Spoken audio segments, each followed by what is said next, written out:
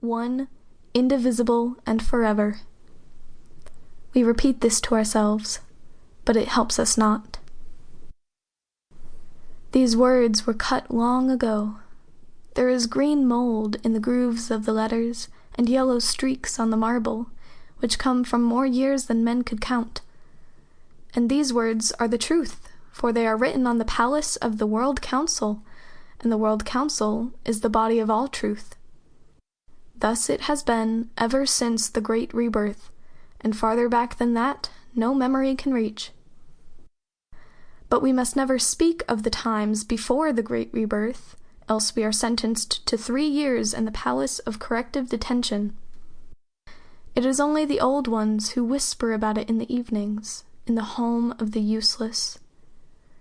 They whisper many strange things, of the towers which rose to the sky in those unmentionable times, and of the wagons which moved without horses, and of the lights which burned without flame. But those times were evil, and those times passed away when men saw the great truth, which is this, that all men are one, and that there is no will save the will of all men together. All men are good and wise.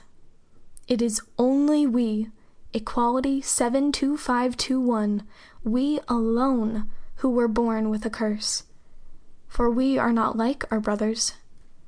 And as we look back upon our life, we see that it has ever been thus, and that it has brought us step by step to our last supreme transgression, our crime of crimes hidden here under the ground.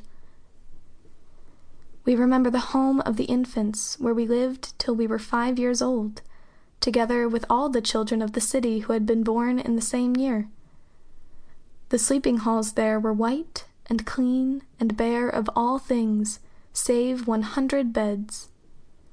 We were just like all our brothers then, save for the one transgression.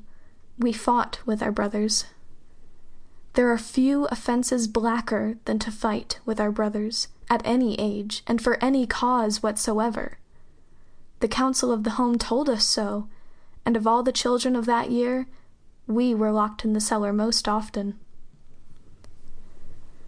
When we were 5 years old, we were sent to the home of the students, where there are 10 wards for our 10 years of learning. Men must learn till they reach their 15th year. Then they go to work. In the home of the students we arose when the big bell rang in the tower, and we went to our beds when it rang again.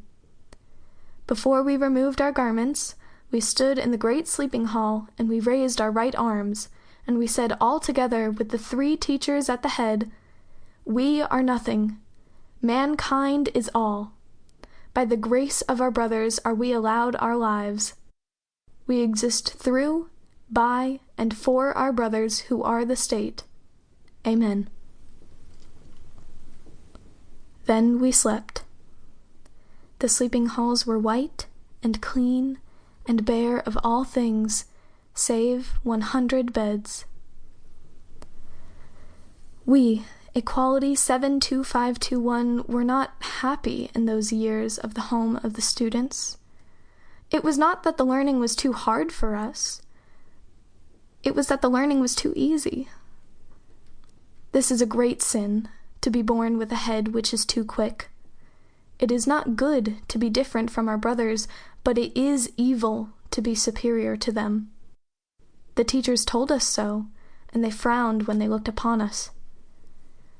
So we fought against this curse.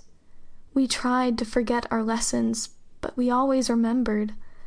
We tried not to understand what the teachers taught, but we always understood it before the teachers had spoken.